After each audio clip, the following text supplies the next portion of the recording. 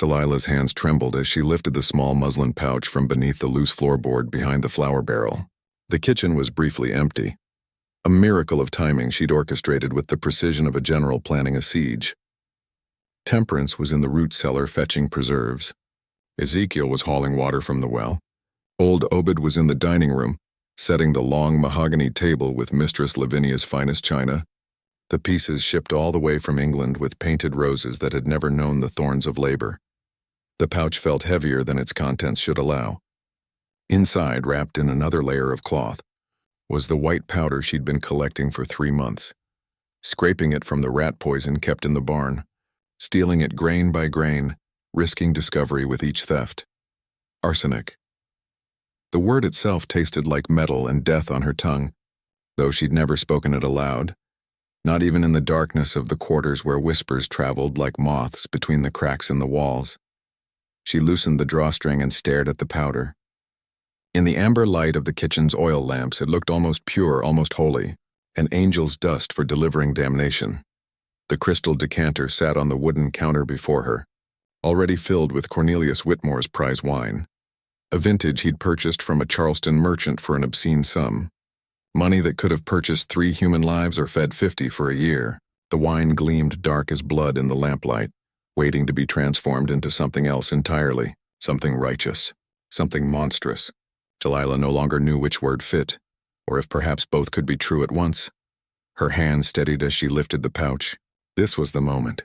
After this, there would be no turning back, no claiming ignorance, no mercy if she were caught. The penalty for poisoning a white man in Mississippi was death, usually by hanging, sometimes by burning.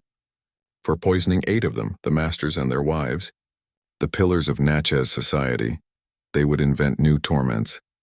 But they had already invented every torment that mattered. Delilah uncorked the decanter with her left hand, while her right hand tipped the pouch. The powder fell like snow into the wine, disappearing into the dark liquid with barely a trace. She stopped the decanter and swirled it gently, watching the powder dissolve completely, becoming invisible, becoming inevitable. Her reflection wavered in the crimson glass, a woman of 34 years who looked 50, her face carved lean by labor and loss, her eyes holding a hardness that hadn't been there 2 weeks ago. 2 weeks ago. She still had a daughter. The memory came without warning, as it had every hour since that October morning. Mercy, 14 years old, standing in the yard with her hands bound, her face wet with tears and snot and the kind of terror that came from knowing your entire world was ending. Thaddeus Pemberton had come to call on business, and business meant flesh, meant bodies, meant Cornelius Whitmore, selling away Delilah's only child to settle a gambling debt. "Mama," Mercy had screamed as Pemberton's men loaded her into the wagon. "Mama, please." Delilah had stood on the kitchen steps, held in place not by hands but by the invisible chains of consequence. To run to her daughter meant a whipping. To fight meant death. To beg meant nothing at all because she had begged, had thrown herself at Cornelius Whitmore's feet in his study, had pleaded until her voice gave out and her knees bled against the hardwood floor. He laughed. Actually laughed, his bourbon-flushed face creasing with amusement. "Get back to the kitchen, Delilah. I need you preparing that welcome dinner for the Caldwells tomorrow. And compose yourself, you can always make more children. More children." As if Mercy were a broken plate easily replaced. As if the 17 hours of labor that brought her into the world meant nothing. As if the nights Delilah had stayed awake, nursing her through fever, and the days she'd taught her, letters in secret and the 1,000 moments of love that comprised a human, life could simply be erased and begun again. That was when Delilah had first thought of the rat poison in the barn. Aunt Delilah, she startled, nearly dropping the empty pouch. Ezekiel stood in the doorway, 2 wooden buckets of water hanging from his shoulders on a yoke. The boy was 19 but looked younger, his frame not yet filled out, his face still holding traces of childhood softness. Those traces were marred now by the purple-black bruise spreading from his left eye across his cheekbone, the mark Cornelius Whitmore had left 3 days ago when Ezekiel had stumbled while carrying the master's breakfast tray, spilling coffee on the veranda. "Set those by the stove," Delilah said, her voice coming out rougher than intended. She quickly tucked the empty pouch into her apron pocket. "Then I need you to start basting the ducks. They're drying out." Ezekiel obeyed silently, but his eyes lingered on her face a moment too long. He knew something was different tonight. They all knew, in the way that people who lived on the knife's edge of survival learned to read the smallest shifts in atmosphere, the tiniest changes in routine that might mean danger or opportunity or death. The kitchen was an inferno. October in Mississippi still carried summer's oppressive heat, and the massive brick oven had been burning since dawn, turning the workspace into something biblical and punishing. Sweat soaked through Delilah's dress, plastering the rough cotton to her back and shoulders. The air tasted of wood smoke, roasting meat, and the yeasty sweetness of rising bread dough. On the long work table, the evening's feast sprawled in various states of preparation. 2 ducks turned golden brown on the spit, their skin crackling and spitting fat into the drip pan below. A glazed ham studded with cloves sat cooling on a cutting board, its surface glistening like armor. 3 pots bubbled on the stove: oyster stew, butter beans with salt pork, and the rich brown gravy Mistress Lavinia demanded with every meal. Cornbread batter waited in a bowl for its final moment in the oven. 2 pecan pies already sat cooling on the window ledge, their crusts perfectly golden, their filling still sending up wisps of fragrant steam. It was a feast fit for royalty, this last supper for the Whitmore circle. Temperance emerged from the root cellar, her arms laden with jars of preserved peaches and pickled okra. She was 26, with quick hands and eyes that saw everything but revealed nothing. "Got what you needed," she said, setting the jars on the counter. Then, more quietly, "Carriages are starting to arrive." Delilah moved to the kitchen door and peered through the crack. Beyond the covered walkway that connected the kitchen to the main house, she could see the circular drive illuminated by lamplight. A black carriage pulled by matched horses was rolling to a stop before the columned portico. A liveried driver, enslaved of course, property driving property, jumped down to open the door. Judge Mortimer Caldwell emerged first, his considerable bulk testing the carriage springs. He was 60 years old and looked like a toad that had been stuffed into an expensive suit, his jowls spilling over his collar, his small eyes perpetually calculating. His wife Elspeth followed, half his age and twice as cold, her pale beauty carved into a permanent expression of disdain.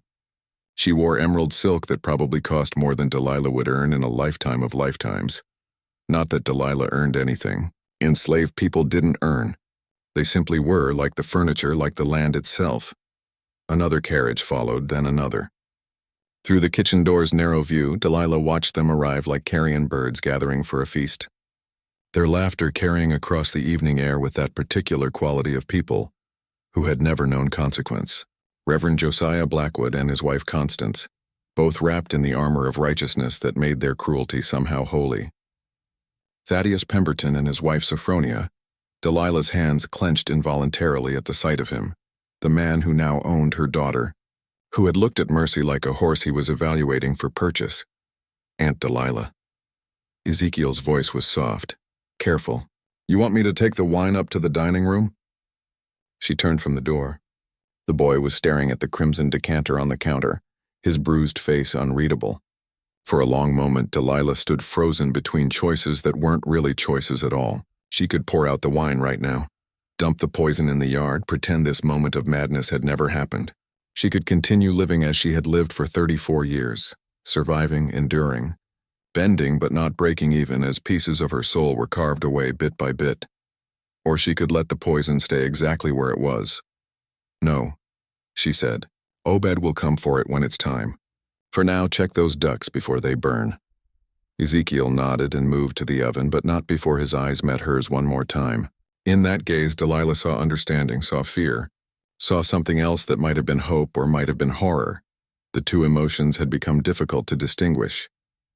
The kitchen door swung open and Obed shuffled in, his arthritis making each step a visible effort. The old butler was 67, had been enslaved since birth and had served 3 generations of Whitmores. His hair was white as cotton, his face a map of sorrows too numerous to count. He'd seen children sold, wives separated from husbands, men beaten to death in the fields. He'd outlived everyone he'd ever loved, and the price of that survival was written in every line of his weathered face. "The mistress says to bring the wine up in 10 minutes, he announced to the room. "Master Cornelius wants it on the sideboard before they sit down for supper."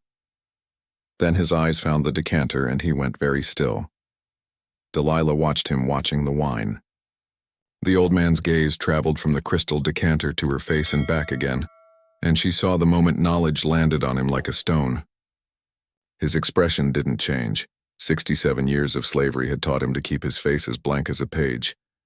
But something shifted in his eyes. He knew.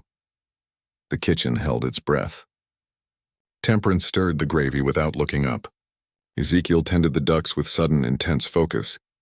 Delilah stood frozen, waiting for Obed to speak, to stop her, to raise an alarm that would bring everything crashing down before it could begin. Instead, the old man simply nodded once, almost imperceptibly. Then he turned and shuffled back toward the dining room, his silence more damning and more complicit than any words could have been. Delilah released a breath she hadn't known she was holding. Her hands, which had trembled at the beginning of this evening, were steady now. The decision was made. The poison was mixed.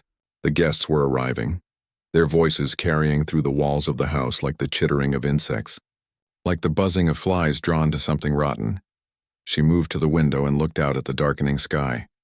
Somewhere out there, beyond the manicured lawn and the cotton field stretching to the horizon, beyond the overseer's house and the quarters where the enslaved people would be gathering after their day's labor, beyond the boundaries of Whitmore Plantation and the reach of Cornelius Whitmore's power, somewhere in that vast darkness Mercy existed, still breathing, still alive, still hoping perhaps that her mother would find a way to bring her home.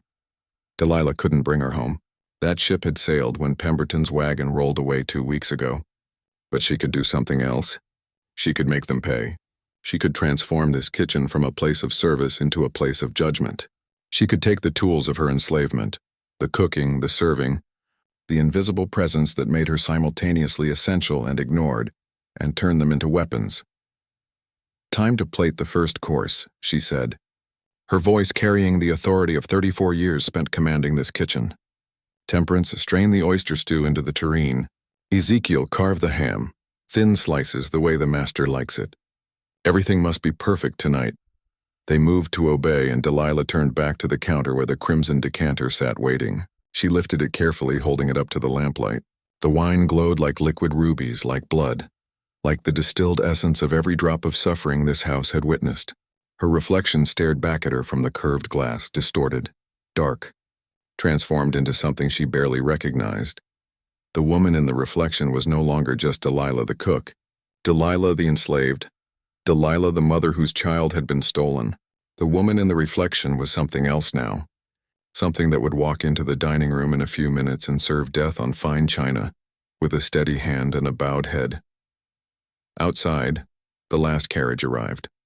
Inside, the clock in the main house chimed 7 times. The dinner hour had come. Delilah set down the decanter and smoothed her apron. Then she turned to face her kitchen, this place where she had spent thousands of hours creating nourishment for people who saw her as less than human, and spoke the words that would begin the Last Supper at Whitmore Plantation. Let's serve them their feast.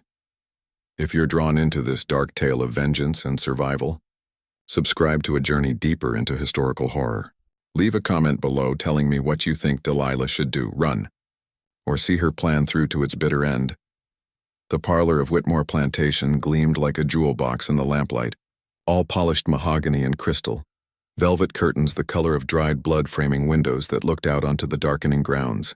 Cornelius Whitmore stood before the marble fireplace, one hand resting on the mantel in a pose he'd clearly practiced, his other hand wrapped around a glass of whiskey. He was 52 years old and had the florid complexion of a man who enjoyed his liquor too much, and his conscience too little. His waistcoat strained against his expanding belly, testimony to years of excess, and his side whiskers were carefully groomed in the latest fashion, as if vanity could somehow elevate brutality into respectability. "Pemberton, you old devil," Cornelius boomed as Thaddeus Pemberton entered the parlor, his wife Sophronia trailing behind like an overdressed shadow. "I was beginning to think you'd gotten lost on the road." "Never," Pemberton replied, accepting a whiskey from Obed's silver tray. The enslaved butler moved through the room like a ghost, present but purposefully invisible, his arthritic hands somehow steady as he served drinks to people who wouldn't have mourned if he dropped dead at their feet. Though I did stop to inspect a field of workers on the McAllister place. Pitiful specimens, a lot of them. Made me appreciate the quality of my own stock all the more. Stock. Delilah stood in the doorway between the parlor and the hall, holding a tray of deviled eggs arranged in concentric circles, and felt something cold and sharp twist in her chest. From her position, she could see Pemberton's profile, the hawk nose, the thin lips that seemed incapable of forming kind words, the eyes that evaluated everything in terms of profit and loss. This was the man who owned her daughter now. This was the man who had looked at Mercy and seen only dollar signs and breeding potential. Speaking of stock, Pemberton continued, warming to his subject as men of his class always did when discussing property. That girl I purchased from you 2 weeks ago, Mercy, was it? Settling in nicely at my place. Already 3 buyers are interested in her offspring, once she's old enough for breeding. Should turn quite the profit in a few years. Delilah's hands tightened on the tray until her knuckles went white. The deviled eggs trembled slightly, their paprika garnish threatening to slide off the pale yellow filling. She forced her hands to steady, forced her face into the blank mask she'd worn for 34 years, forced herself to breathe when her lungs wanted to scream. Mercy. Her baby. Reduced to breeding stock like a mare or a cow. Excellent investment, Cornelius said, raising his glass, though I'll admit my wife was unhappy about the sale. The girl had been trained up well in the kitchen. But business is business, eh? Indeed it is. Pemberton's laugh was like gravel sliding down a metal chute. And I must say that poker game worked out better for me than I'd hoped. Your misfortune at cards became my fortune in flesh. They laughed together, these 2 men, as if they were discussing the weather or the price of cotton rather than a child's life torn apart for entertainment. Sophronia Pemberton tittered along with them, her fan fluttering before her face like a dying butterfly. She was 45 but dressed like a girl of 20, all pink silk and ringlets, her vanity refusing to acknowledge the passage of time. Mrs. Pemberton, Lavinia Whitmore glided over, her own silk dress rustling with each step. She was 48 and wore her position as plantation mistress like armor, her spine rigid, her smile calculated. What a divine dress. Is that from the new French collection? It is, Sophronia preened. I arrived just last week from New Orleans. The seamstress said it's the latest style from Paris, though, of course, I had to have it taken in. The French do cut their dresses for such ample figures. The implication hung in the air. That French women were fat, that American women, or at least women like Sophronia, maintained more elegant proportions. Never mind that her corset was laced so tightly she could barely breathe, or that her stays were probably cracking her ribs with each shallow inhale. Delilah moved into the room, offering the tray of deviled eggs first to the ladies, then to the men. No one thanked her. No one looked at her directly. She was simply an extension of the tray itself, a mechanism for delivering food, no more worthy of acknowledgement than a table or a chair. Judge Mortimer Caldwell accepted 3 deviled eggs at once, popping them into his mouth in rapid succession like a toad snapping up flies. Delicious, he pronounced around the mouthful, spraying crumbs. Your cook hasn't lost her touch, Whitmore. Best cook in Adams County, Cornelius agreed. Bought her mother off a Virginia plantation 20 years ago when the woman was pregnant. Got Delilah for free, you might say, and she's been worth her weight in gold. Well, perhaps not gold, more laughter, but certainly worth her keep. Delilah circulated with the tray, her feet moving automatically across the Persian carpet, her ears capturing every word even as her face remained impassive.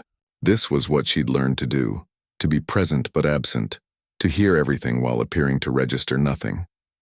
It was a survival skill, this selective invisibility, and it had served her well for 3 decades, until 2 weeks ago, when invisibility had proven insufficient to protect the one thing that mattered most. Reverend Josiah Blackwood arrived with his wife Constance, both dressed in somber colors that somehow cost more than bright ones would have. The Reverend was 50 years old with silver-shot hair and the kind of face that looked perpetually disappointed, as if God himself couldn't quite meet the Reverend's exacting standards. Constance was 47 and had perfected the art of the pitying smile, that particular expression that allowed her to judge everyone while appearing sympathetic. My friends, the Reverend intoned, accepting whiskey from Obed's tray, what a blessing to gather in fellowship this evening. The Lord smiles upon those who prosper through righteous labor. Here, Judge Caldwell agreed, reaching for another deviled egg from Delilah's tray without looking at her. Speaking of righteous labor, Reverend, I had occasion to rule on a freedom suit last week. A family of enslaved persons, as the reformers insist we say, claimed they should be freed because their grandmother had been a free woman of color in Louisiana. Produced documents and everything. And your ruling? Cornelius asked, though his tone suggested he already knew the answer. Dismissed the suit naturally. The judge's jowls quivered with satisfaction. The documents were clearly forged, and even if they weren't, the law is clear that the condition of the mother determines the condition of the child. These people get notions in their heads, think they can lawyer their way out of their proper station. The natural order must be maintained. Reverend Blackwood nodded sagely. As I said just last Sunday in my sermon, the Bible itself sanctions the relationship between master and servant. Slaves, obey your earthly masters with fear and trembling. Ephesians chapter 6. The Lord designed society with hierarchy, and it is not for us to question his wisdom. Delilah's jaw clenched so hard her teeth ached. She'd heard versions of this sermon countless times, had watched the Reverend stand in his pulpit and use scripture to justify chains, had seen him baptize enslaved children while their parents stood in attendance, unable to protect their offspring from being sold away the very next week. God's will, he called it. Divine order. She wondered what God would think of the arsenic dissolving in the wine decanter even now. Sitting in the kitchen waiting, Elspeth Caldwell, the judge's younger wife, swept over to join the ladies' conversation. She was 38 but looked younger, her beauty preserved by a life free from labor, from worry, from anything resembling hardship. Lavinia, darling, I heard the most scandalous story from Isabel Rutherford. Apparently, the Harrison plantation lost 2 slaves last month. Ran off in the night, headed north, they think. How dreadful, Lavinia gasped, her hand fluttering to her throat. Were they caught? Not yet, Elspeth said with relish, clearly enjoying the drama. But Mr. Harrison has posted a reward of $500 for their return. 500! Can you imagine what they must have cost him in the first place? The economic loss alone is staggering. It's the principle of the thing, Sophronia added, snapping her fan open. You can't allow that sort of behavior to go unpunished or they'll all get ideas. It's like training dogs. You must establish dominance early and maintain it firmly. Like training dogs. Delilah felt Temperance's presence behind her. The younger woman had entered with a tray of cheese and crackers, moving with the same practiced invisibility. Their eyes met for the briefest instant, and in that glance, Delilah saw her own fury reflected back. But Temperance's face remained smooth, empty, revealing nothing to the white faces in the room who wouldn't have noticed anyway. The problem, Judge Caldwell pontificated, accepting yet another whiskey from Obed, is these abolitionist agitators up north, filling their heads with dangerous philosophies. Freedom, equality, pah! As if such concepts could apply to inferior races. The Negro is suited for labor, just as the horse is suited for pulling a plow. It's biology, simple as that. Surely the Lord made them fit for their station, Constance Blackwood added piously. Their constitutions are better adapted to the heat, their minds less troubled by complex thought. It would be cruel, really, to burden them with the responsibilities of freedom. Delilah wanted to laugh at the monstrous absurdity of it. That enslavement was actually kindness, that theft was generosity, that treating humans as livestock was somehow divine mercy.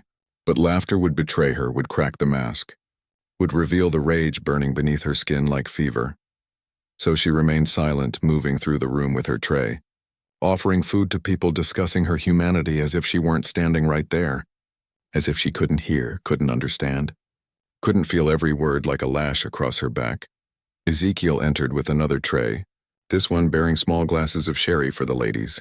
The bruise on his face had darkened to purple-black, and he moved carefully, stiffly, each step a reminder of Cornelius Whitmore's casual violence 3 days earlier. The boy offered sherry to Lavinia first, his hand steady despite everything. Lavinia took a glass without acknowledgement, then frowned. Cornelius, darling, this boy's face is unsightly. Perhaps he shouldn't be serving guests while he looks so damaged. Ah, yes. Cornelius waved a dismissive hand. A clumsy fellow dropped my breakfast tray earlier this week. I had to teach him a lesson about taking care of my property. But he'll heal soon enough, won't you, boy? Ezekiel's voice came out barely above a whisper. Yes, master, see? No harm done. Cornelius turned back to his guests as if the matter were settled, as if the bruise on a young man's face were no more consequential than a scuff on a boot. Now, Pemberton, you mentioned you were in the market for field hands. I know a trader in Natchez who's expecting a shipment from Virginia next month. Prime specimens, he says, right off the ship from Africa, stronger than the domestic stock, not yet spoiled by any notions of education or Christianity. Fresh from Africa? Pemberton's eyes lit up with mercenary interest. They'll need breaking in, of course, but if the price is right, I could use a dozen or so for the new acreage I'm clearing. What's he asking per head? They launched into a discussion of prices, of the relative merits of African versus American-born enslaved people, of breeding practices and management techniques, their voices blending into a grotesque chorus of commodification. These were men who went to church every Sunday, who called themselves Christians, who believed themselves paragons of civilization. And here they stood, in a parlor decorated with oil paintings and French wallpaper, discussing human beings like livestock, calculating profit margins in flesh. Delilah caught Obed's eye as he passed with his tray. The old man's face was carved from stone, but something flickered in his gaze. A question, perhaps, or a warning. She gave the slightest shake of her head. Not yet, soon, but not yet. The performance had to continue a while longer. The dinner bell chimed from the hallway. Not a bell, actually, but a small brass gong that Temperance struck with a velvet-wrapped mallet. The sound rang through the parlor like a death knell, sweet and clear and final. "Ah, excellent," Cornelius announced, draining the last of his whiskey. "Shall we adjourn to the dining room? I promise you a feast worthy of Roman emperors. My Delilah has outdone herself tonight. My Delilah, as if she belonged to him, as if ownership could be real, as if one human could possess another like a chair or a cooking pot." The casual possessiveness in his voice, said without thought, without malice, just simple assumption of dominion, ignited something dark and cold in Delilah's chest. The guests began moving toward the dining room, their conversation continuing unabated. Delilah, Temperance, and Ezekiel fell back, allowing the masters and their wives to precede them. They would enter through the kitchen, would take their positions as servers, and would become the invisible machinery that made this dinner possible. But as she turned toward the kitchen hallway, Delilah glanced back at the parlor. The room was empty now, but it still held the echo of their voices, their laughter, their complete and utter lack of conscience. 8 people, she counted in her mind. 8 souls, if creatures like them possessed souls, who saw nothing wrong with buying and selling children, who found amusement in discussing humans as breeding stock, who wrapped their cruelty in scripture and law and social niceties until it looked almost respectable. 8 people gathered for a feast. 8 glasses waiting to be filled with crimson wine. Delilah smoothed her apron and followed Temperance toward the kitchen. Her heart was beating fast now, but not with fear. Fear had burned away somewhere between Mercy's screams 2 weeks ago and this present moment. What remained was something colder, something harder, something that tasted like arsenic and justice all mixed together, until you couldn't tell where one ended and the other began. In the kitchen, the feast waited. The ducks glistened on their platters. The ham sat ready for slicing. The oyster stew sent up clouds of fragrant steam. And on the counter, catching the lamplight like a promise or a threat, the crimson decanter stood ready to be carried into the dining room. "Time to serve the first course," Delilah said quietly. "Ezekiel, bring the oyster stew tureen." Temperance, the bread basket. "Obed." She turned to the old butler who had followed them from the parlor. "You'll wait to bring the wine until after the second course. Master Cornelius likes to savor it with the main dishes." Obed nodded slowly, his eyes holding that same knowledge, that same complicity. "Yes'm, I'll wait for your signal." Through the kitchen walls, they could hear the guests settling into their chairs in the dining room, could hear Cornelius Whitmore's booming voice as he played host, could hear the women's lighter tones as they complimented the table settings, the flowers, the ambiance. They had no idea what was coming. They sat in their fine clothes at their fine table in their fine house, and they had no idea that judgment was being prepared in the kitchen, measured out in white powder, dissolved into wine the color of blood. Delilah picked up the first platter and moved toward the door. Behind her, Temperance and Ezekiel gathered their loads. Together they walked toward the dining room, toward the conclusion that had become inevitable the moment Thaddeus Pemberton's wagon had rolled away with Mercy crying in the back. The feast was about to begin, The dining room was a cathedral to excess. Crystal chandeliers dripped from the ceiling like frozen waterfalls, their dozens of candles casting dancing shadows across walls, papered in silk damask, the color of old gold. The long mahogany table could have seated 20, but tonight held only 8. The Whitmores at either end, their guests arranged along the sides like pieces on a chessboard. Each place setting gleamed with enough silver to feed a family for a year, and the china plates bore hand-painted scenes of pastoral English countryside, as if Louisiana plantation owners needed reminders of a motherland most had never seen. Delilah entered through the service door carrying the oyster stew tureen, a massive piece of porcelain that weighed nearly as much as a small child when full. The steam rising from it carried the scent of butter, cream, and the briny sweetness of Gulf oysters that had been alive that morning. Behind her came Temperance with a basket of cornbread still warm enough to melt butter, and Ezekiel with the crystal butter dish and a silver knife. The conversation barely paused as they entered. To the assembled guests, servants were less than furniture. At least furniture commanded attention when being purchased or admired. Servants were supposed to materialize when needed and vanish when not, to exist in some liminal space between presence and absence, visible enough to perform tasks but invisible enough to be ignored.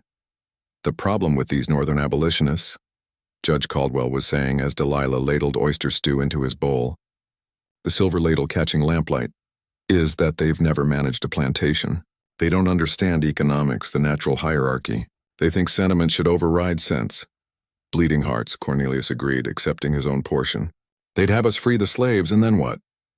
The whole economy would collapse. Cotton would rot in the fields. These people can't manage themselves. They need guidance, structure, firm hands. Delilah's hand remained steady as she served, though she was close enough to Cornelius to smell his cologne. Some expensive concoction from Paris that probably cost more than most people earned in a month. Close enough to see the broken blood vessels in his nose from years of drinking. Close enough to kill him with her bare hands if she'd been willing to die immediately afterward. But that wasn't the plan. The plan required patience, precision, and the illusion of continued subservience. The Bible is quite clear on the matter, Reverend Blackwood intoned as Delilah moved around the table to serve him. The curse of Ham, the instructions in Ephesians and Colossians. Slavery is divinely ordained. To oppose it is to oppose God's will. Exactly so, Constance Blackwood nodded, her thin lips pursed in pious agreement. And really, aren't they better off here than in Africa? We've brought them Christianity, civilization, purpose. They should be grateful. Grateful. The word hung in the air like smoke. Delilah served Constance's oyster stew with the same blank expression she'd worn for 34 years, wondering what gratitude was supposed to look like when your child had been sold to settle a poker debt, when your body was owned by another human being, when your entire existence was reduced to producing value for people who saw you as livestock. She moved to Thaddeus Pemberton next. His plate was directly in front of him, positioned precisely, waiting to receive its portion of luxury. As Delilah ladled the creamy stew, a single oyster slipped from the spoon and landed with a soft plop, sending up a small splash that dotted Pemberton's waistcoat with 3 tiny cream-colored spots. Clumsy wench, Pemberton snapped, his hawk face twisting with irritation. Watch what you're doing. Yes, master, Delilah murmured, her head bowing automatically, her entire body language radiating apology. I'm terribly sorry, master. It's no matter, Sophronia said with a dismissive wave of her fan. That's what slaves are, clumsy and simple-minded. You can't expect precision from them. Delilah moved on to serve Sophronia, her hands now perfectly steady, the ladle moving with mechanical precision. The small act of defiance, deliberate or not, no one could prove which, sent a tiny thrill through her chest. But she kept her face empty, kept her voice soft, and kept playing the role they expected. Behind her, Temperance moved around the table, placing cornbread on small plates, her movements as fluid and practiced as a dancer's. Ezekiel followed with the butter, and though his bruised face remained impassive, his jaw was clenched tight enough that Delilah could see the muscles jumping beneath the skin. The guests began eating with the kind of enthusiasm that came from never having known true hunger. Spoons clinked against porcelain. Appreciative murmurs circulated around the table.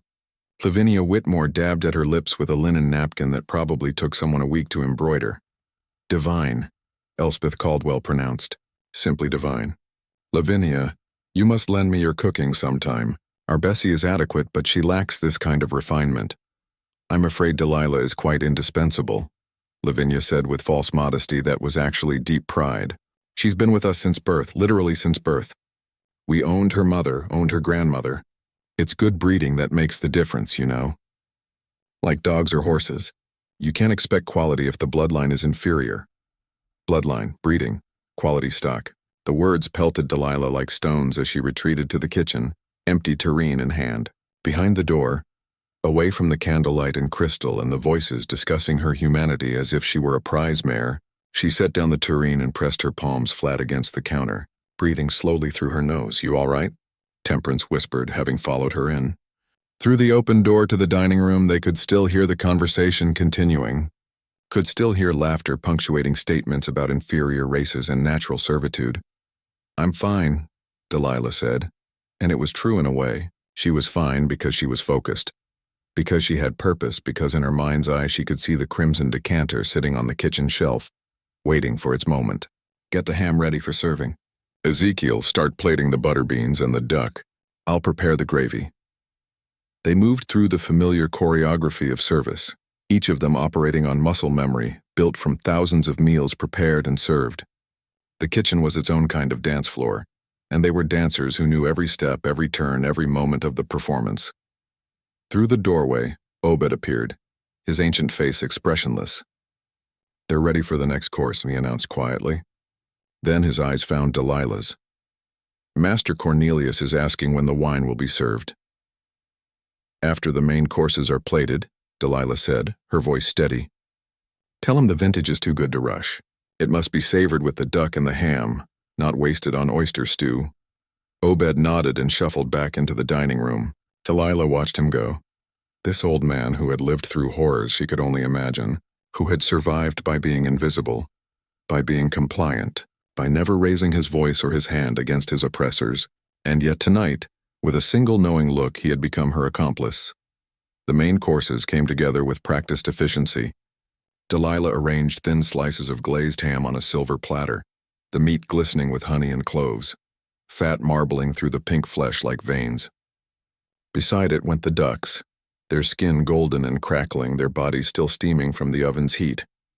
Butter beans swimming in pot liquor, gravy so rich it coated the spoon.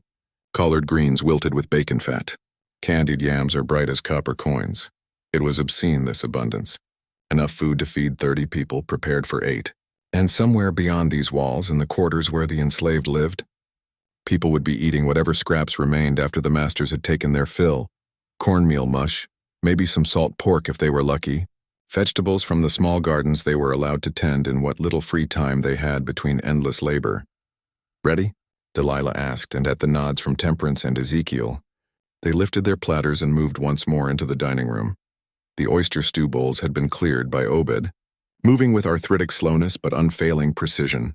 Now the table awaited its centerpiece, the main event of this grotesque theater. Delilah set the ham platter before Cornelius, who immediately picked up the carving knife and fork with the air of a man performing an important ritual. Magnificent, he declared, slicing into the meat. Absolutely magnificent. Delilah, you've outdone yourself. She bobbed her head in acknowledgement, the gesture so practiced it required no thought. Temperance placed the duck platter near Lavinia.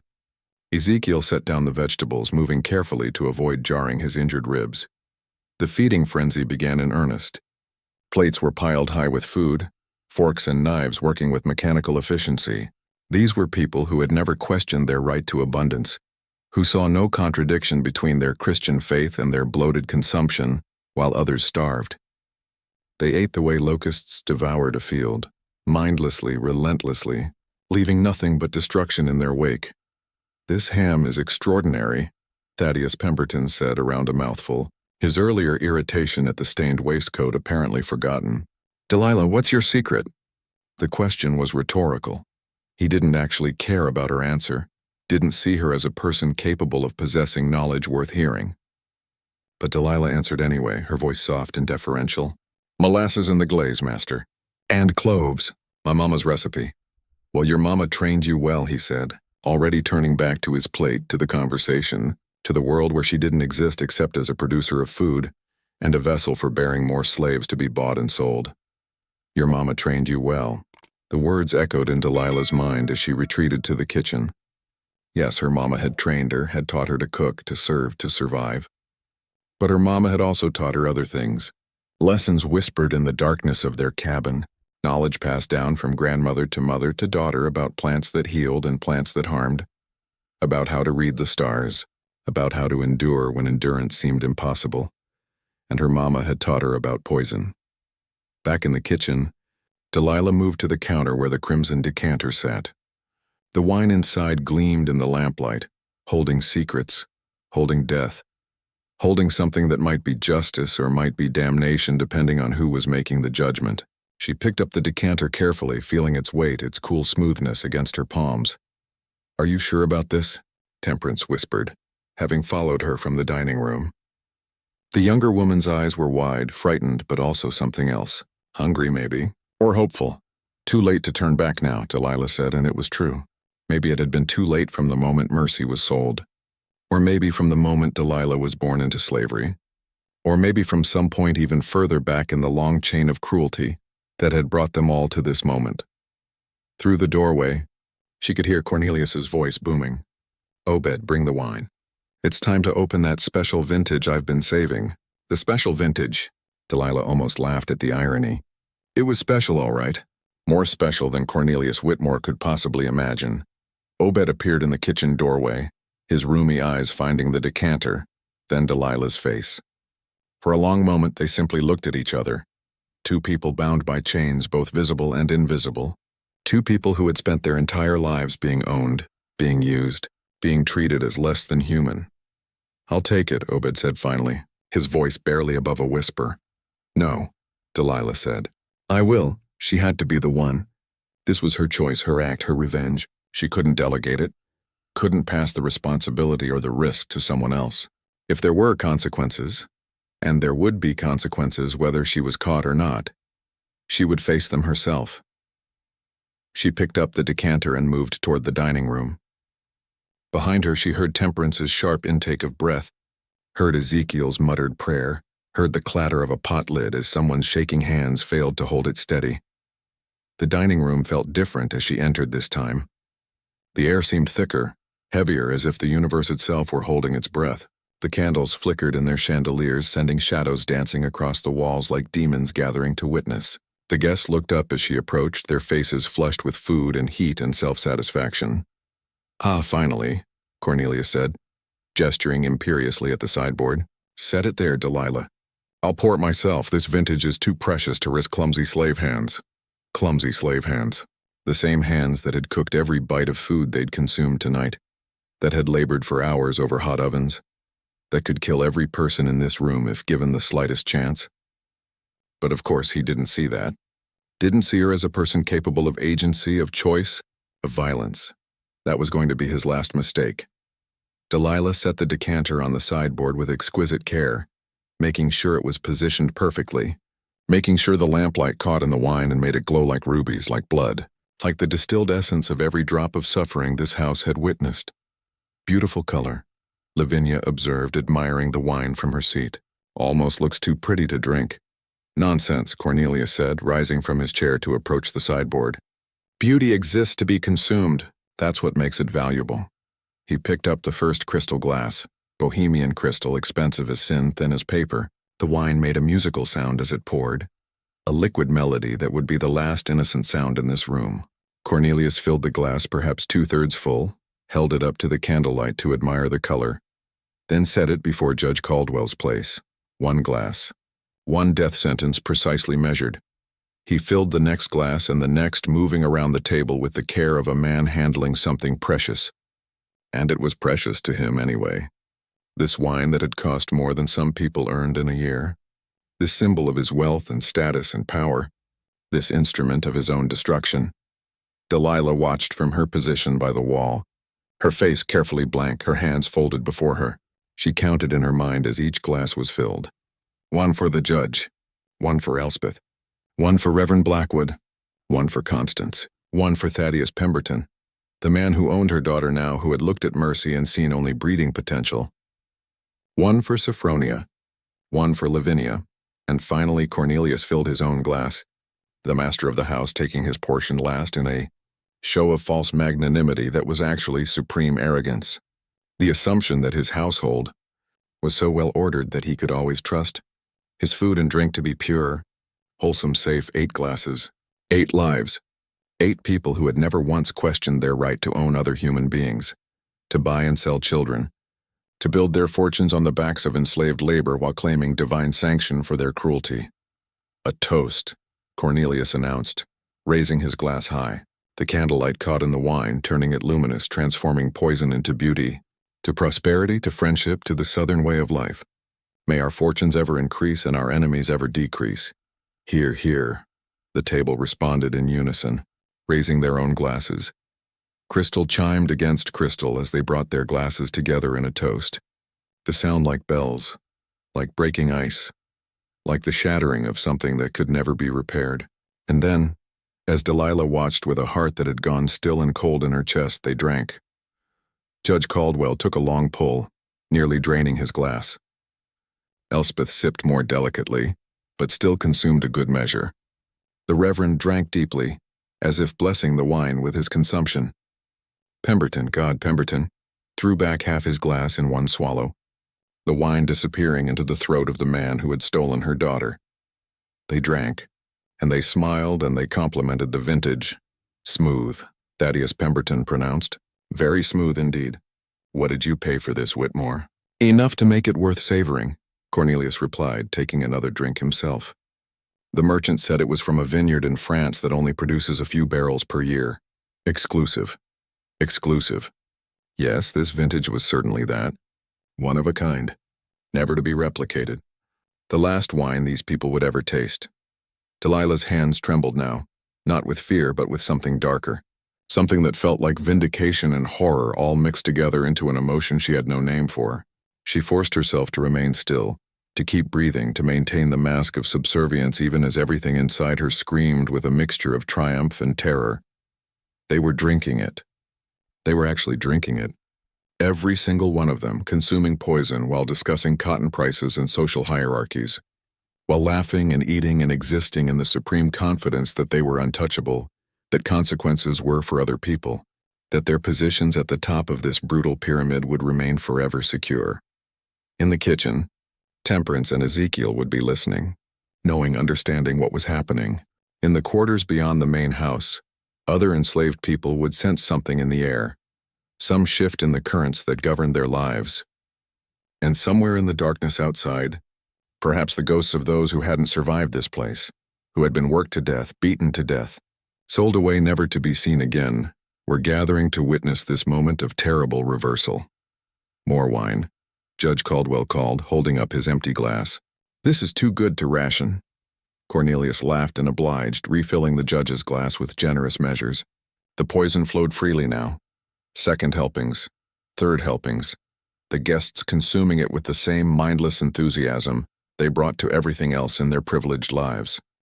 Delilah retreated slowly to the kitchen, knowing she had to maintain appearances and had to act normal even though normal had just been murdered along with everything else.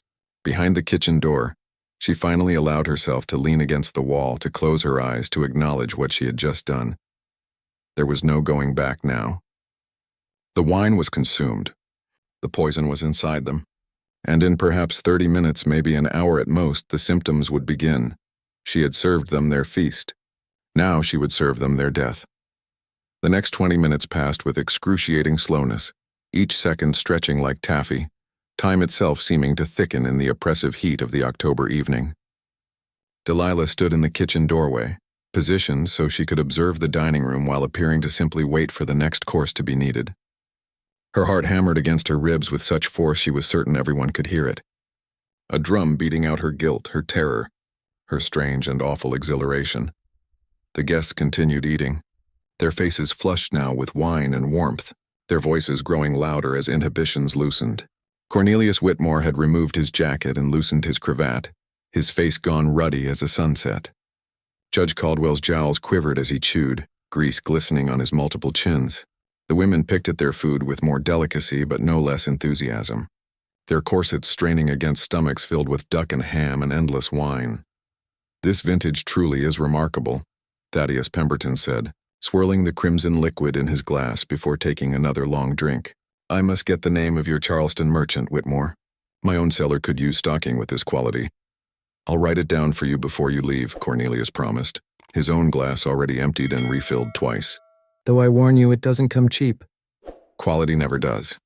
Delilah watched Pemberton drain his glass again, watched Cornelius pour him more with that false generosity that was actually just showing off, and felt something dark unfurl in her chest. That was the man who owned Mercy now. That throat, that stomach, that body consuming poison with every swallow. That was the flesh that had stolen her daughter, that had looked at a 14-year-old girl and seen only profit. Drink deep, she thought. Drink until there's nothing left. In the kitchen behind her, she could hear Temperance and Ezekiel moving about with unusual quietness, their normal kitchen sounds muted, as if they too were holding their breath, waiting for the inevitable. Obed had stationed himself by the dining room sideboard, ready to refill glasses, to serve the dessert when called, to maintain the illusion of normalcy even as everything was about to shatter. "More cornbread," Lavinia called, snapping her fingers. The sound cut through the air like a small whip crack. Delilah nodded to Ezekiel, who emerged from the kitchen with a fresh basket, his bruised face carefully expressionless. As he set the bread on the table, his hand trembled slightly and a piece tumbled onto the tablecloth near Reverend Blackwood's plate. "Clumsy boy," the Reverend muttered, not even looking up. "These young ones lack proper training." Cornelius's eyes narrowed at Ezekiel. "Boy, if you can't perform simple tasks without fumbling, perhaps you need another reminder about care and attention." Ezekiel's jaw clenched, but he bowed his head. "No, sir, master. I'll be more careful, sir." "See that you are," Cornelius said, already turning back to his wine, to his guests, to the conversation that mattered while Ezekiel's suffering didn't. "Now, where were we?" "Ah, yes, Pemberton. You were telling us about your plans for that new acreage." The conversation flowed on, lubricated by wine, by food, by the absolute certainty of their own superiority. They discussed crop yields and market prices, the best methods for disciplining enslaved workers, the upcoming elections, the annoying persistence of abolitionists who didn't understand economics or divine will or natural law. 30 minutes had passed since they'd first drunk the wine, 30 minutes of poison circulating through their blood, being absorbed by their stomachs, beginning its slow and terrible work on their bodies. Arsenic didn't kill instantly. Delilah knew this from the careful research she'd done over the past months. From the questions she'd asked of old Granny Ruth, who knew plants and roots and things that healed and things that harmed. It took time, perhaps an hour or more depending on the dose, depending on body weight, depending on how much food cushioned the stomach. She'd used enough. She was certain she'd used enough. But doubt crept in now, cold and insidious. What if she'd miscalculated? What if they simply got sick and recovered? What if— Judge Caldwell paused mid-sentence, his fork halfway to his mouth. His free hand moved to his substantial midsection, pressing against his waistcoat with a frown. "Something wrong, Mortimer?" Cornelius asked. "Just a touch of indigestion," the judge said, though his face had gone slightly pale beneath its usual ruddiness. "Perhaps I ate too quickly. The food was so excellent I couldn't help myself." "Have some more wine," Cornelius suggested, refilling the judge's glass without waiting for an answer. "It'll settle your stomach." Delilah's hands gripped the doorframe so hard her knuckles went white. It was the beginning. The judge's discomfort was the first crack in the facade, the first hint that something was terribly, irreversibly wrong. 5 more minutes crawled by. The conversation grew slightly more subdued, though whether from the late hour or from the poison beginning its work, Delilah couldn't be certain. Sophronia Pemberton fanned herself more vigorously, complaining about the heat. Elspeth Caldwell took smaller bites of her food, her earlier enthusiasm waning. Reverend Blackwood reached for his water glass repeatedly, his throat working as if trying to swallow something unpleasant. "Is it warm in here?" Lavinia asked suddenly, pressing her napkin to her décolletage. "I feel quite flushed." "It's the wine," Constance Blackwood said, though her own face had gone from pink to an unhealthy gray. "Perhaps we've all indulged a bit too freely."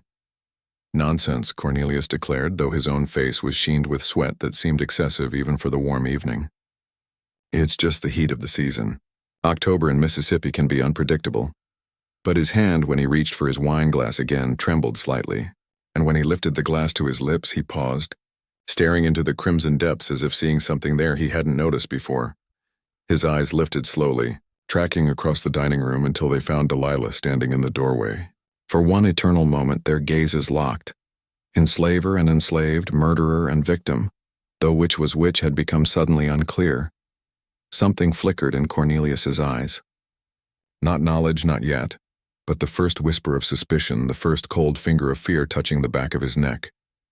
His mouth opened as if to speak, to ask a question, to voice the impossible thought that was beginning to form in his mind. And then Sophronia Pemberton made a sound, a low, animal moan of distress, and pressed both hands to her stomach. "I don't feel well," she gasped. "I don't feel well at all." "Nor I," Judge Caldwell said, his face now distinctly green.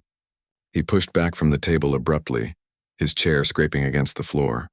"I need to, excuse me." He didn't finish the sentence. His body convulsed once violently, and then he was vomiting. The elegant dinner reversing course in a grotesque eruption that splattered across the fine china, the embroidered tablecloth, the polished floor. The smell hit immediately. Bile and wine and partially digested food, acrid and wrong. "Mortimer!" Elspeth shrieked, leaping back from the table, but her own face had gone the color of old milk. She swayed on her feet, one hand reaching for the table to steady herself. "What in God's name?" Reverend Blackwood started to say, but his words dissolved into a choking sound as his own stomach rebelled. He doubled over, gasping, his hand clutching his chest as if his heart were trying to escape through his ribs. Chaos erupted like a storm breaking. Thaddeus Pemberton lurched from his chair, knocking over his wine glass, the remaining poison spilling across the white tablecloth like blood. "Something's wrong," he gasped. "Something's wrong with the food." "The oysters," Lavinia moaned, her face contorting. It must have been the oysters. "They've gone bad, oh God," she couldn't finish. Her body seized with violent cramps, bending her double in her chair. The sound she made was inhuman, a keen wail of agony that cut through the dining room like a knife. Delilah stood frozen in the doorway, watching it all unfold with a strange sense of detachment, as if she were observing a play, a performance, something happening to someone else in some other reality. But it was real. The vomiting was real. The pain contorting their faces was real. The terror in their eyes as they realized something was catastrophically wrong was real. "Help us!" Elspeth Caldwell shrieked, her voice shrill with panic. "Someone help us. Send for the doctor." But Obed didn't move from his position by the sideboard. And Delilah didn't move from the doorway. And in the kitchen, Temperance and Ezekiel remained where they were, listening to the screams, bearing witness to the unraveling. Cornelius Whitmore tried to stand, his hands gripping the table for support, but his legs wouldn't hold him. He crashed back into his chair, his face a mask of confusion and growing horror. His eyes found Delilah again, and this time there was knowledge there, terrible and certain. "You," he whispered, the word barely audible over the sounds of retching and moaning around him. "You did this." Delilah said nothing. Her face remained as blank as it had been for 34 years of servitude, revealing nothing, admitting nothing, simply standing there as the world she'd known, the world of masters and slaves, of orders and obedience, of cruelty wrapped in civility, began its final, agonizing collapse. The wine had done its work. The poison had found its targets. And now there was nothing to do but watch as justice or vengeance or murder, or whatever name you wanted to give it, played out its terrible conclusion in the candlelit dining room of Whitmore Plantation. The poison begins its terrible work. Subscribe to see this gothic revenge tale through to its dark conclusion, and comment below with your thoughts. Is this justice or murder? Where is the line when humanity itself has been murdered first? The dining room had transformed into a vision of hell. What had been an elegant gathering of Mississippi's finest society was now a tableau of suffering so profound it seemed to warp reality itself. The crystal chandeliers still glittered overhead, their candles burning with indifferent beauty, casting light on a scene of horror that would have made Dante himself recoil. Judge Mortimer Caldwell had collapsed completely, his massive body sprawled across the floor in a puddle of his own vomit and worse. His face had gone from green to a grayish purple, his lips tinged with blue as his heart, already weakened by years of excess, struggled to pump blood through a system being destroyed from within. His hands clawed at his throat, his chest, seeking relief that would never come. The sounds emerging from him were barely human. Wet, choking gurgles punctuated by moans of agony. "Help him." Elspeth Caldwell screamed, but she couldn't reach her husband because her own body was betraying her. She'd made it 3 steps from the table before violent cramps doubled her over. She vomited onto the Persian carpet, then collapsed to her knees, clutching her stomach as if trying to hold her organs inside her body. "Please, someone help us." "God, please." But God wasn't in the room. Or perhaps he was, watching with the same impassive expression Delilah wore as she stood in the doorway, bearing witness to consequences finally catching up with cruelty. Reverend Josiah Blackwood had one hand pressed against his chest, his face twisted in agony. "My heart," he gasped, sweat pouring down his face in rivers. "My heart is racing. I can't breathe." His other hand reached out blindly, knocking over a candelabra. The candles fell, rolling across the table, one of them igniting the edge of the soiled tablecloth before Obed moved with surprising speed to extinguish it. The Reverend's wife, Constance, was on the floor now too, her pious face a mask of terror and pain. She'd soiled herself, the smell adding to the already overwhelming stench of vomit and fear that filled the room. Her carefully arranged hair had come loose, hanging in sweat-soaked strands around her face. "This is judgment," she wailed between bouts of retching. "God is judging us. We must have sinned. We must have—" "It's not God, you fool," Thaddeus Pemberton snarled, though his own voice was weak there. He'd managed to remain upright, leaning heavily against his chair, but his hawk face had gone waxy and pale.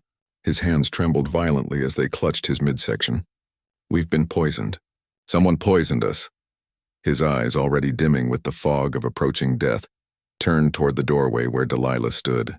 "You," he said, his voice gaining strength through sheer rage. "You did this. That slave woman. She poisoned the wine." Sophronia Pemberton was beyond hearing her husband's accusations.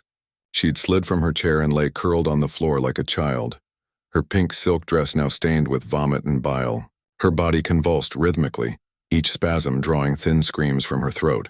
The woman who had compared enslaved people to dogs, who had discussed them as breeding stock over afternoon tea, was reduced now to something less than human herself. A creature consumed by pain, by fear, by the sudden understanding of mortality. Cornelius Whitmore still sat in his chair at the head of the table, though he gripped the arm so hard his knuckles had gone bone white. His face cycled through shades of red and purple and gray as his body waged war with itself. Blood trickled from his nose, a side effect of the arsenic's assault on his system. When he spoke, his voice came out as a rasp. "Delilah." Not a question, not an accusation. Just her name, spoken as if he were trying to understand something fundamentally incomprehensible. Why? The question hung in the air between them. Why? As if 34 years of slavery weren't enough. As if the sale of her daughter weren't reason sufficient. As if the casual cruelties, the beatings, the daily degradations, the systematic dehumanization weren't explanation enough for the poison now eating through his organs. Delilah's mouth opened. For the first time in her life, she was about to speak to her master not as property but as a person, not with deference but with truth. But before she could form words, Lavinia Whitmore made a sound, a gurgling, drowning sound, and began convulsing in her chair. The mistress of the plantation, who had worn silk from Paris and jewels from Charleston, who had discussed her enslaved people as investments and inconveniences, was dying in a paroxysm of agony. Her body arched backward, her spine bending at an impossible angle. Foam flecked with blood appeared on her lips. Her eyes rolled back until only the whites showed, and then she went still, slumping forward onto the table with her face in what remained of the feast. Lavinia. Cornelius tried to rise, tried to reach his wife, but his own body wouldn't obey. He made it halfway out of his chair before his legs gave out. He crashed to the floor, landing hard, and lay there gasping like a fish on land. Someone, doctor'd get, but there would be no doctor. The nearest physician was in Natchez, an hour's ride away at best, and even if someone had sent for him immediately, he would arrive too late. The arsenic had done its work too well and had spread through their systems too thoroughly. They were already dead. Their bodies simply hadn't accepted it yet. Behind Delilah, she heard footsteps. Temperance and Ezekiel had emerged from the kitchen and now stood flanking her, the three of them forming a silent tribunal in the doorway. They watched as the masters who had owned them, who had beaten them, who had sold their loved ones and broken their families, died in agony on the dining room floor. Should we? Ezekiel started to say, his voice uncertain. Should they help? Should they run? Should they do anything? No, Delilah said quietly. We watch. Judge Caldwell had gone still, his massive body no longer convulsing. His eyes stared sightlessly at the chandelier above, fixed and glazed. His wife Elspeth crawled toward him, leaving a trail of filth behind her, her hands scrabbling uselessly at his unresponsive form. Mortimer, she sobbed. Mortimer, don't leave me. Please don't. Her plea ended in a scream as fresh agony tore through her. She collapsed beside her husband's corpse, her body racked with seizures that grew weaker with each passing moment. Thaddeus Pemberton had fallen now too, his hawk face pressed against the floor. His breathing came in shallow, rapid gasps. Blood pooled beneath him from somewhere, his nose, his mouth, perhaps his ears. The man who owned her daughter, who had looked at mercy and seen only profit, was drowning in his own blood, choking on his own dissolution. Mercy, Delilah whispered so quietly only Temperance could hear. Her name is Mercy. Pemberton's eyes flickered toward the sound, some final instinct drawing his attention. For one brief moment he saw her, really saw her, perhaps for the first time. Saw not a slave, not property, not a cooking mechanism, but a woman, a mother, a human being he had wronged. Then the light went out of his eyes and he was gone. One by one the guests of the Whitmore supper died. Reverend Blackwood, who had sanctified slavery from his pulpit, expired with a final prayer on his lips, though whether asking forgiveness or proclaiming innocence, no one could tell. His wife Constance followed minutes later, her body giving out after one last violent convulsion. Sophronia Pemberton simply stopped breathing, her chest rising one final time and then going still. Cornelius Whitmore lasted the longest. He lay on the floor surrounded by corpses, his breath coming in wet, rattling gasps. His eyes remained open, tracking between the bodies of his dead friends and the woman standing in the doorway who had killed them all. You'll hang, he managed to whisper. They'll burn you alive, maybe, Delilah said, speaking at last. Her voice was steady, calm, almost gentle. But you won't see it. Something that might have been understanding flickered across Cornelius's face. Or perhaps it was just a final muscle spasm. His mouth opened, closed, opened again. No words came out, only a sigh, long and final as the last air left his lungs and didn't return. Silence fell over the dining room like a burial shroud. 8 bodies lay in various positions of death, slumped in chairs, sprawled on the floor, draped across the table. The feast remained partially eaten, now a grotesque still life of mortality. The candles continued burning, indifferent to the darkness they illuminated. Delilah stood in the doorway looking at what she had wrought. 8 lives ended. 8 souls dispatched to whatever judgment awaited them. She waited for something to happen inside her. Guilt, perhaps, or remorse, or horror at what she'd done. But all she felt was a strange emptiness, a hollow space where her rage had been. Aunt Delilah. Ezekiel whispered, his voice shaking. What do we do now? It was the question that mattered. What came next? They couldn't pretend this hadn't happened, couldn't claim ignorance or accident. The truth was written in the wine stains on the tablecloth, in the arsenic-laced decanter still sitting on the sideboard, in the fact that every white person in the room was dead, while every black person remained alive and untouched. Before she could answer, Obed spoke from his position by the sideboard. Some of the quarter folk are already running, he said quietly. Saw them heading for the woods as soon as they heard the screaming. By morning, half the plantation will be empty. Freedom through chaos. It was one kind of answer. Seize the moment, disappear into the night, hope to make it north before the slave catchers came. Some would make it. Most wouldn't, but at least they would have tried. Delilah looked around the room one last time, at the bodies of her oppressors, at the faces of her fellow enslaved people, at the blood and vomit and death that filled this place of former elegance. Then she untied her apron, folded it carefully, and set it on a side table. Do what you need to do, she said to Temperance and Ezekiel and Obed. Run if you want to run. Stay if you have nowhere to go. But I'm done serving. She walked out of the dining room, through the kitchen, and out the back door into the night. The autumn night air felt impossibly clean after the charnel house stench of the dining room. Delilah stood on the kitchen steps, breathing deeply, letting the coolness wash over her sweat-soaked skin. Above, the stars burned with indifferent brilliance, the same stars that had watched over countless atrocities on this plantation, on 1,000 plantations, across decades of suffering. They would continue burning long after this night was forgotten, after everyone who had lived through it was dust. Behind her, through the open kitchen door, she could hear low voices, Temperance, Ezekiel, and Obed discussing in urgent whispers what should be done. She caught fragments. Clean the evidence. Make it look like bad oysters. Hide the decanter. They were trying to protect her, trying to construct some narrative that might save her from the gallows. It was kindness, or perhaps desperation, or perhaps the simple human instinct to impose order on chaos. But Delilah knew it wouldn't matter. 8 prominent white people dead in a single night, all at the same dinner party. There would be investigations, questions, suspicions. Even if they hid every trace of arsenic, even if they scrubbed the dining room until it gleamed, even if they buried the truth as deep as it would go, someone would come looking for answers. And when white people wanted answers for dead white people, they always found someone black to blame. Movement caught her eye across the yard. Shadows were slipping between the outbuildings, heading toward the tree line that marked the boundary between the manicured grounds and the wild woods beyond. The enslaved people of Whitmore Plantation were disappearing into the night, seizing this moment of chaos to run for freedom. Some carried bundles hastily wrapped in cloth. Others fled with nothing but the clothes on their backs. They moved silently, swiftly, like ghosts returning to the darkness from which they'd been stolen.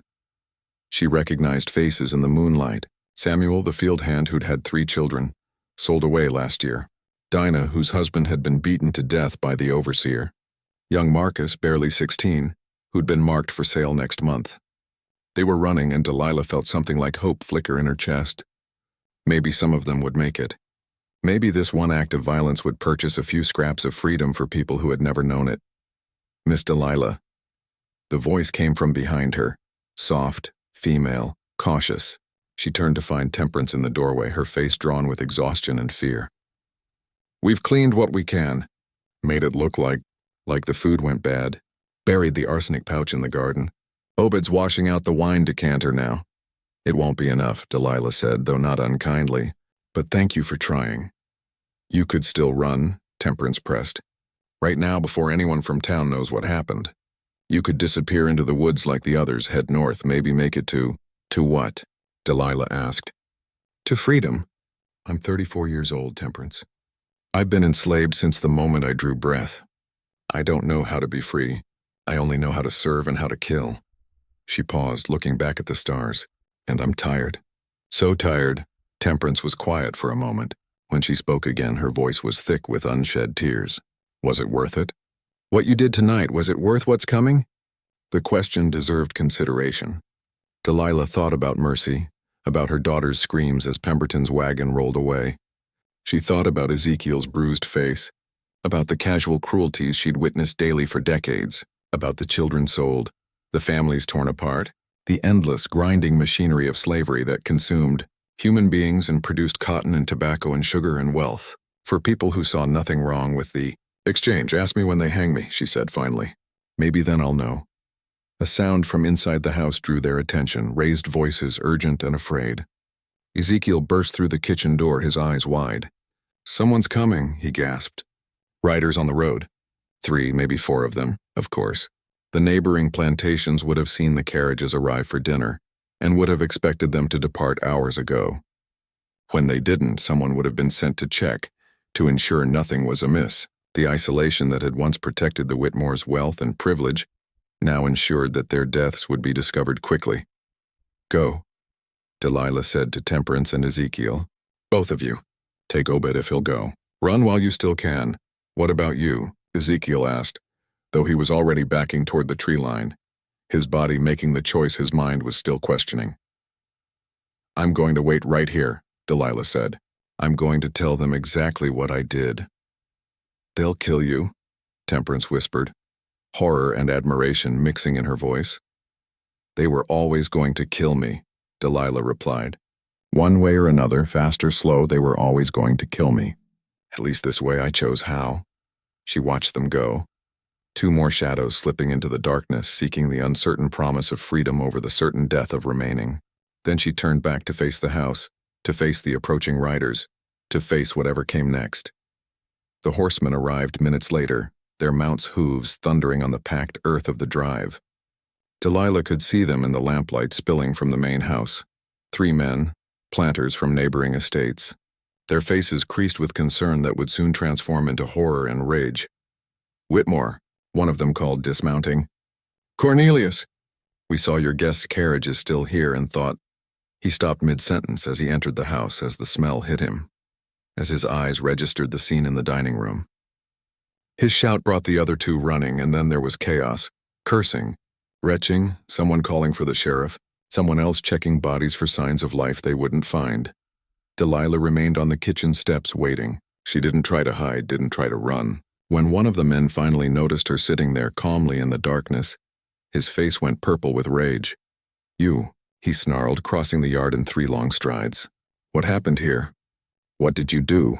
She looked up at him, this white man whose name she didn't know, who probably owned enslaved people himself, who saw her as something less than human, and smiled. It was a small smile, cold and final, the smile of someone who had nothing left to lose. "I killed them," she said clearly. "I put arsenic in the wine and I killed every one of them. For my daughter. For all the daughters." His hand swung before she'd finished speaking, cracking across her face hard enough to knock her sideways. She tasted blood, felt her lips split, but the smile remained. Let him hit her. Let them all hit her. She'd done what she came to do, and no amount of violence could undo it. "Get rope," the man growled to his companions. "We'll hang this murdering bitch right now, right here. No need to wait for a trial." But the others were more cautious, more aware of how this would look. "We need the sheriff," one argued. "Need to do this properly, legal-like. Otherwise it looks like we just lynched her out of panic. Legal, proper. As if there were anything legal or proper about slavery itself, about the system that had brought them all to this moment." But Delilah said nothing. Just allowed herself to be bound with the rope they'd brought. Allowed herself to be shoved into one of the empty stalls in the stable to await official justice. Through the small window, she could see the chaos unfolding. More riders arrived as word spread. Lanterns bobbing through the darkness. Voices raised in outrage and fear. The bodies being carried out of the house, covered in sheets loaded onto wagons. The dining room being examined, the evidence collected. The wine decanter discovered despite Obed's cleaning, the truth emerging like a wound that wouldn't stop bleeding.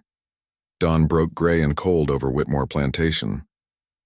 With the sun came the sheriff and a dozen deputies, came the county coroner, came what seemed like half of Adams County's white population, drawn by the news of the massacre. They filled the yard, their voices a constant buzz of anger and righteous indignation. 8 of their own murdered by a slave. It was every plantation owner's nightmare made flesh. Every fear they'd harbored in the dark corners of their minds given form. If it could happen here at Whitmore Place, it could happen anywhere. To anyone. Their own cooks, their own servants. The people they trusted to prepare their food and tend their children and labor in their fields. Any of them might be contemplating similar revenge. The fear would spread like wildfire through Mississippi, through the South. There would be crackdowns, restrictions, increased violence as the masters tried to reassert control through terror. More people would suffer because of what she'd done. Delilah knew this, had known it when she measured out the arsenic, and she'd done it anyway. Through the window, she watched them discover the empty quarters. Most of the enslaved population had vanished in the night, perhaps 30 people gone, fled for freedom while their masters lay dying. The white faces turned apoplectic at this revelation. Not only had they lost 8 of their prominent citizens, but valuable property had escaped in the chaos. The economic loss was almost as offensive to them as the murders. "We'll hunt them down," someone declared. "Send the dogs after them, get the slave catchers mobilized." They can't have gotten far. Maybe they had, though. Maybe some of them were already miles away, hidden in swamps or concealed by sympathetic souls along the Underground Railroad. Maybe Temperance and Ezekiel and Obed were among the lucky ones. Delilah found herself praying, to a God she wasn't sure existed, to ancestors she hoped were watching, to whatever force might govern justice in an unjust world, that they would make it. that her act would purchase their freedom even if it cost her life. The sheriff came for her as the sun climbed higher. He was a heavy-set man with cold eyes and a jaw that worked constantly as if chewing on his own rage. "Delilah," he said, not bothering with any other name because slaves didn't have surnames, didn't have identities beyond their given names. "You're going to hang for what you did. You know that, don't you?" "Yes," she said simply. "Why'd you do it?" He seemed genuinely curious, as if trying to understand how property could transform into a murderer. "Cornelius Whitmore fed you, clothed you, gave you purpose. And this is how you repay his generosity?" Generosity. The word was so absurd she almost laughed. Fed her the scraps from his table. Clothed her in rough cotton while his wife wore silk. Gave her the purpose of serving him, of making his life comfortable, of being owned, and when it suited him, he'd sold her daughter to settle a debt. "He sold my child," Delilah said, her voice steady despite the exhaustion pulling at her bones. Her name was Mercy. She was 14 years old. He sold her to Thaddeus Pemberton for a poker debt. The sheriff's face didn't change. That was his right. She was his property. She was my daughter. She was property, he repeated, as if saying it again would make it more true, more acceptable, more natural. "And you committed murder. 8 counts of murder. You'll hang and probably burn afterward as an example. This kind of thing can't be tolerated." "No," Delilah agreed. "It can't." She wasn't sure if he understood she was talking about slavery itself, about the whole monstrous system, about the daily murders of spirit and soul that no court would ever prosecute. From his expression, probably not. He saw only a slave who had stepped out of her place, who had violated the natural order, who needed to be punished severely enough to ensure no one else got similar ideas. They took her to Natchez that afternoon, paraded her through the streets in chains while crowds gathered to jeer and spit and throw refuse. She kept her head up, kept her face calm, kept walking. These people wanted to see her broken, terrified, repentant. She would give them nothing. The trial, when it came 3 days later, was a formality. The evidence was overwhelming, and she didn't bother denying anything. Yes, she'd poisoned the wine. Yes, she'd planned it for weeks. Yes, she'd watched them die without lifting a hand to help. The jury, all white men, all slave owners, deliberated for less than an hour, guilty on 8 counts of murder. Sentence: death by hanging, to be carried out immediately. They built the gallows in the town square, erected it quickly so justice could be served while the outrage was still fresh. A crowd gathered, the largest Delilah had ever seen. Hundreds of white faces hungry for retribution, for the restoration of order, for the reassurance that came from watching a slave hang for daring to rise against her masters. As they led her up the steps, as they placed the noose around her neck, as the preacher droned on about sin and judgment and divine justice, Delilah's mind was elsewhere. She was thinking about Mercy, hoping her daughter was still alive somewhere, still breathing, still carrying forward some piece of the mother who had loved her. She was thinking about Temperance and Ezekiel, praying they'd made it to freedom. She was thinking about the 8 bodies in the ground, about the 8 lives she'd taken in exchange for the thousands taken by slavery. The equation didn't balance, could never balance, but it was something. It was agency in a life that had offered none. It was choice in a world that had denied her choices. It was the difference between dying slowly over decades and dying all at once on her own terms. "Any last words?" the sheriff asked, his hand on the lever that would drop the floor beneath her feet. Delilah looked out at the crowd, at all those white faces waiting for her to beg, to apologize, to affirm their rightness and her wrongness. She thought about speaking, about telling them exactly what she thought of them and their system and their righteous cruelty. But in the end, she said nothing. They didn't deserve her words. They'd taken enough from her already. She simply closed her eyes and thought of Mercy. The floor dropped.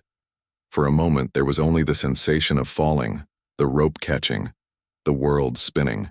Then darkness rushed in like a wave, and Delilah fell into it gratefully, finally free. In the weeks that followed, stories spread through the slave quarters of Mississippi like wildfire. Stories about Delilah, the cook who poisoned her masters.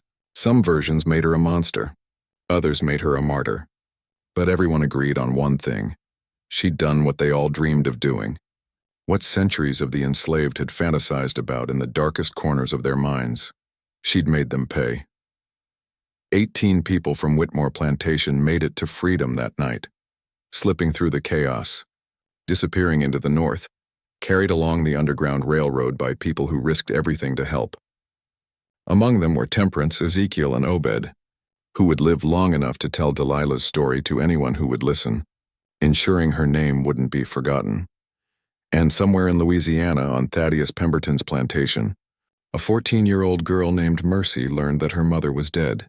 She learned how she died, what she'd done, the price she'd paid, and though Mercy would never taste freedom in her own lifetime, wouldn't survive to see the end of slavery, wouldn't live to see emancipation, she carried her mother's story with her until her own last breath.